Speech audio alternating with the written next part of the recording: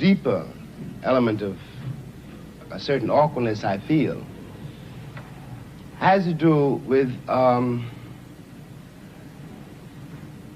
it has to do with one's point of view. I have to put it that way. One's sense, one's system of reality.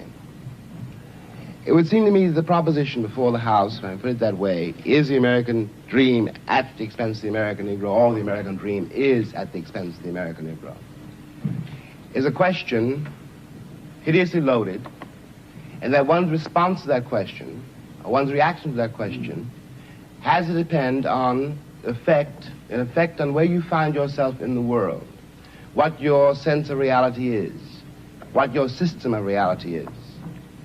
That is, it depends on assumptions which we hold so deeply as to be scarcely aware of them. A white South African, or a Mississippi sharecropper, or a Mississippi sheriff, or a Frenchman driven out of Algeria, all have, at bottom, a system of reality which compels them to, for example, in the case of the French exile from Algeria, to defend French reasons for having ruled Algeria. The Mississippi or the Alabama sheriff, who really does believe when he's facing a Negro boy or girl that this woman, this man, this child must be insane to attack the system to which he owes his entire identity. Of course, for such a person, the proposition of which we're trying to discuss here tonight does not exist. And on the other hand, I have to speak as one of the people who've been most attacked by what we must now here call the Western or the European system of reality. What white people in the world, because the doctrine of white supremacy, I hate to say it here, comes from Europe. That's how it got to America.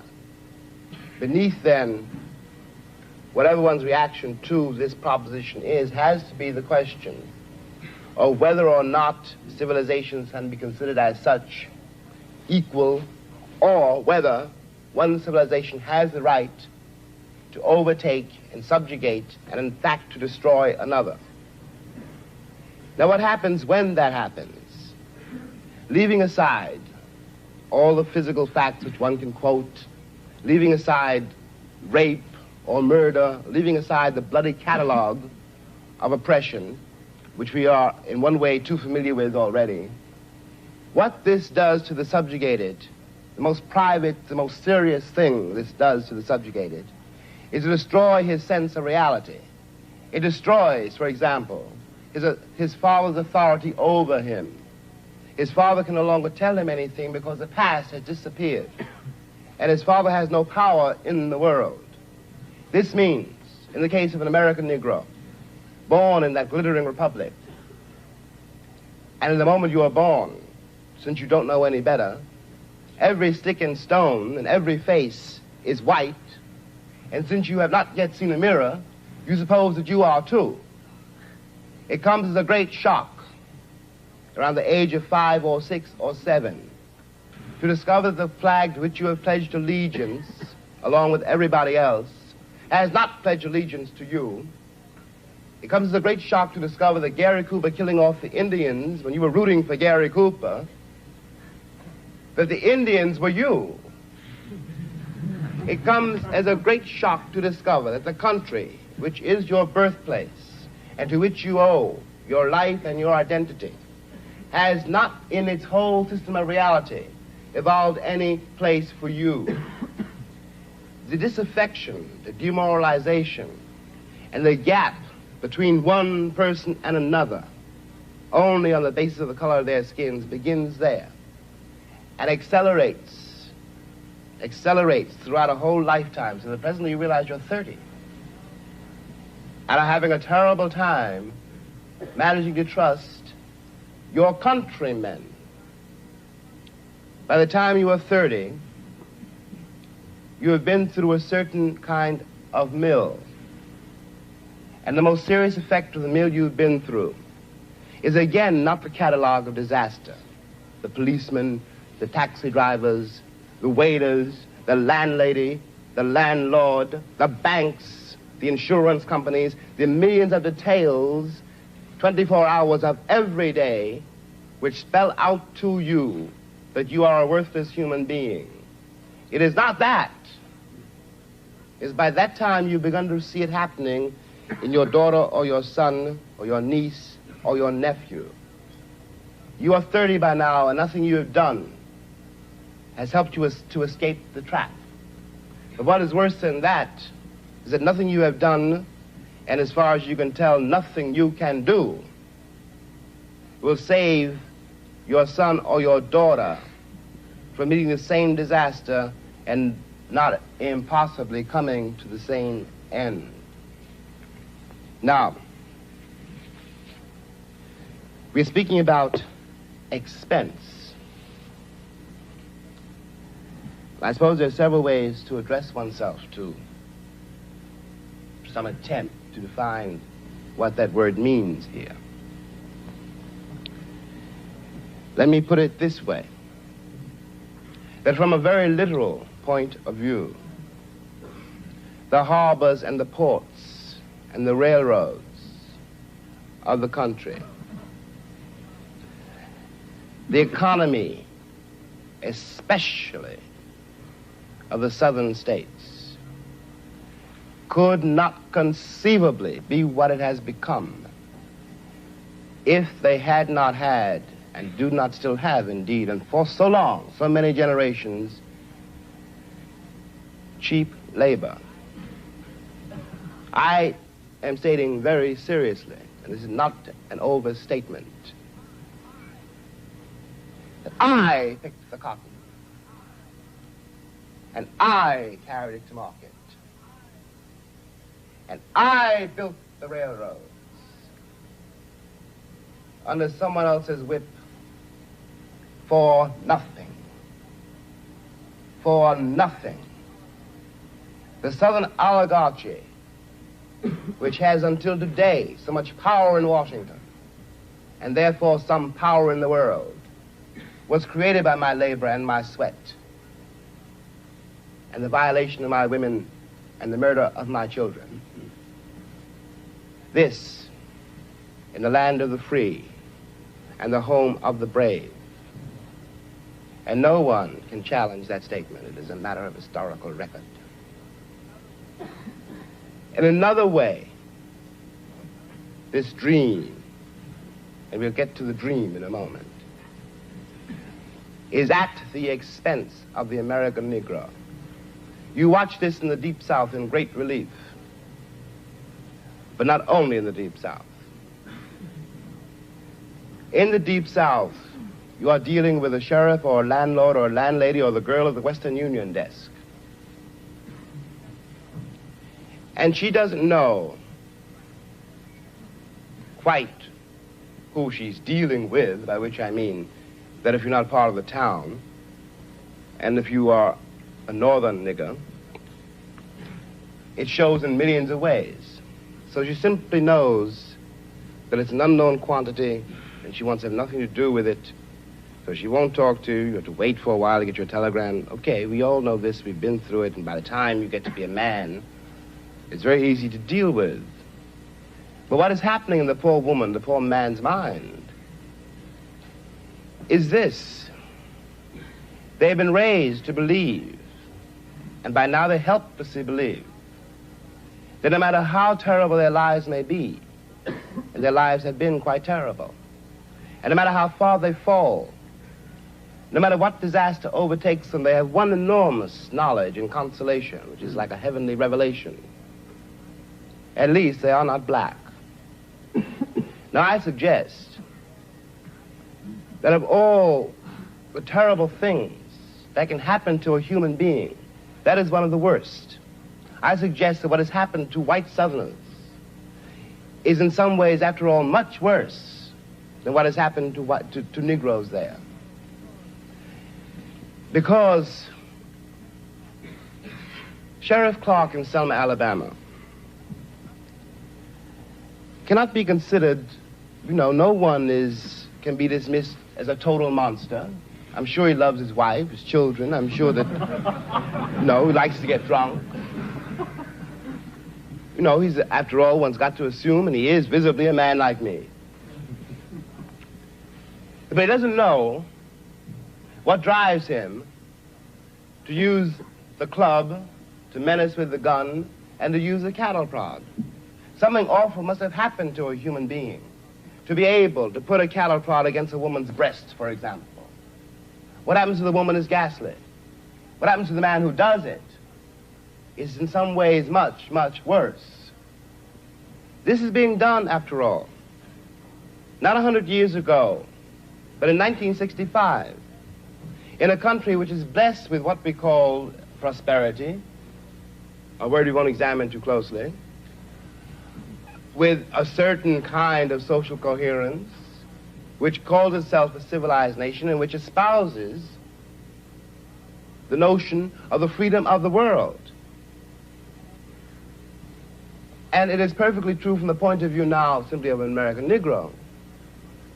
Any American Negro watching this, no matter where he is, from the vantage point of Harlem, which is another terrible place, has to say to himself, in spite of what the government says we can't do anything about it. But those are white people being murdered in Mississippi work farms, being carried off to jail. Those are white children running up and down the streets. The government would find some way of doing something about it. We have a civil rights bill now. We had an amendment, the 15th Amendment, nearly 100 years ago. I hate to sound again like an Old Testament prophet, but if the amendment was not honored then, I don't have any reason for believing the civil rights bill will be honored now. And after all, one's been there since before, a lot of other people got there. If one has got to prove one's title to the land, isn't 400 years enough? 400 years, at least 3 wars. The American soil is full of the corpses of my ancestors. Why is my freedom or my citizenship or my right to live there, how is it conceivably a question now? And I suggest further that in the same way, the moral life of Alabama sheriffs and poor Alabama ladies, white ladies, their moral lives have been destroyed by the plague called color, that the American sense of reality has been corrupted by it. At the risk of sounding excessive, what I always felt when I finally left the country, found myself abroad in other places, and watched Americans abroad. And these are my countrymen, and I do care about them. And even if I didn't, there is something between us. We have the same shorthand. I know, when I look at a girl or a boy from Tennessee, where they came from in Tennessee, and what that means. No Englishman knows that, no Frenchman, no one in the world knows that except another black man who comes from the same place. One watches these lonely people denying the only kin they have. We talk about integration in America as though it was some great new conundrum. The problem in America is that we've been integrated for a very long time. Put me next to any African, and you will see what I mean. And my grandmother was not a rapist. What we are not facing is the results of what we've done. What one begs the American people to do for all our sakes is simply to accept our history. I was there not only as a slave, but also as a concubine. One knows the power, after all, which can be used against another person if you've got absolute power over that person. It seemed to me when I watched Americans in Europe that what they didn't know about Europeans was what they didn't know about me. They weren't trying, for example, to be nasty to the French girl or rude to the French waiter. They didn't know they hurt their feelings. They didn't have any sense that this particular woman, this particular man, though they spoke another language and had different manners and ways, was a human being. And they walked over them with the same kind of bland ignorance, condescension, charming and cheerful, with which they'd always patted me on the head and called me shine, and were upset when I was upset. What is relevant about this is that whereas 40 years ago when I was born, the question of having to deal with what is unspoken by the subjugated, what is never said to the master, of having to deal with this reality was a very remote possibility. It was in no one's mind. When I was growing up, I was taught in American history books that Africa had no history, and neither did I. That I was a savage, about whom the less said the better, who had been saved by Europe and brought to America. And of course, I believed it. I didn't have much choice. Those are the only books there were. Everyone else seemed to agree. If you walk out of Harlem, ride out of Harlem, downtown, the world agrees. What you see is much bigger, cleaner, whiter, richer, safer than where you are. They collect the garbage. People obviously can pay their life insurance. The children look happy, safe. You're not. And you go back home. And it would seem then, of course, that it's an act of God, that this is true, that you belong where white people have put you. It is only since the Second World War that there's been a counter-image in the world. And that image not come about through any legislation on the part of any American government, but through the fact that Africa was suddenly on the stage of the world, and Africans had to be dealt with in a way they'd never been dealt with before. This gave an American Negro for the first time a sense of himself beyond a savage or a clown. It has created, and will create, a great many conundrums. One of the great things that the white world does not know, but I think I do know, is that black people are just like everybody else. One has used the myth of Negro and the myth of color to pretend and to assume that you are dealing essentially with something exotic, bizarre, and practically, according to human laws, unknown. Alas, that is not true. We are also mercenaries, dictators, murderers, liars. We are human too. What is crucial here is that unless we can manage to establish some kind of dialogue between those people whom I pretend have paid for the American dream and those other people who have not achieved it, we will be in terrible trouble. I want to say at the end, at the last, is that that is what concerns me most.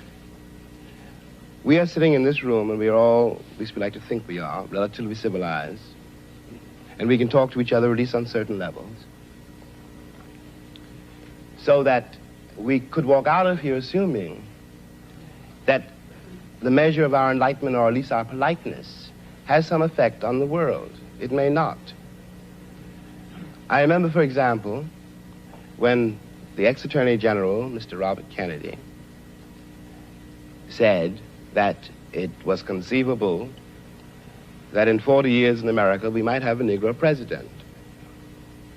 And that sounded like a very emancipated statement, I suppose, to white people. They were not in Harlem when this statement was first heard, and did not hear, and possibly will never hear, the laughter and the bitterness and the scorn with which the statement was greeted. From the point of view of the man in the Harlem barbershop, Bobby Kennedy only got here yesterday. And now he's already on his way to the presidency. We've been here for 400 years, and now he tells us that maybe in 40 years, if you're good, we may let you become president. What is dangerous here is the turning away from anything any white American says. The reason for the political hesitation in spite of the Johnson landslide is the one that's been betrayed by American politicians for so long. And I am a grown man, and perhaps I can be reasoned with. I certainly hope I can be.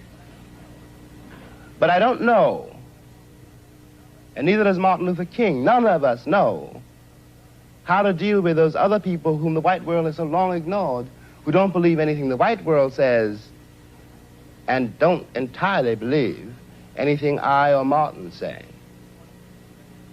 And one can't blame them. You watch what has happened to them in less than 20 years. It seems to me that the city of New York, for example, this is my last point, which has had Negroes in it for a very long time.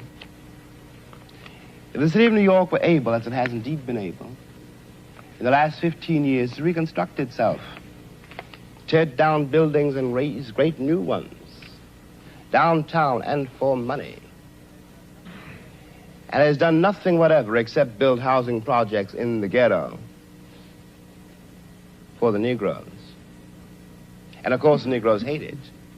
Presently the property does indeed deteriorate because the children cannot bear it. They want to get out of the ghetto. If the American pretensions were based on more solid, a more honest assessment of life and of themselves, it would not mean for Negroes, when someone says urban renewal, that Negroes simply are going to be thrown out into the streets, which is what it does mean now. This is not an act of God. We're dealing with a society made and ruled by men. If the American Negro had not been present in America, I am convinced that the history of the American labor movement would be much more edifying than it is. It is a terrible thing for an entire people to surrender to the notion that 1/9 of its population is beneath them. And until that moment, until the moment comes when we, the American people, are able to accept the fact that I have to accept, for example, that my ancestors are both white and black, that on that continent we are trying to forge a new identity for which we need each other, and that I am not a ward of America. I am not an object of missionary charity. I am one of the people who built the country. Until this moment, there is scarcely any hope for the American dream, because the people who are denied participation in it, by their very presence, will wreck it. And if that happens, it's a very grave moment for the West. Thank you.